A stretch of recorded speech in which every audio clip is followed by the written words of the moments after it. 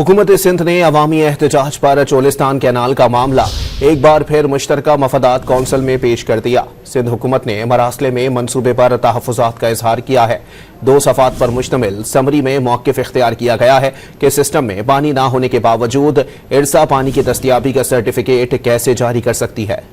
हुकूमत सिंध ने अवामी एहतजाज पर चोलिस्तान कैनाल का मामला एक बार फिर मुश्तरका मफादात कौंसिल में पेश कर दिया। सिंध हुकूमत ने मरासले में मनसूबे पर तहफ़्फ़ुज़ात का इजहार किया है।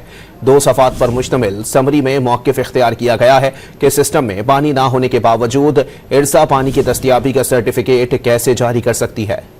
हुकूमत सिंध ने अवामी एहतजाज पर चोलिस्तान कैनाल का मामला एक बार फिर मुश्तरका मफादात कौंसिल में पेश कर दिया। सिंध हुकूमत ने मरासले में मनसूबे पर तहफ़्फ़ुज़ात का इजहार किया है।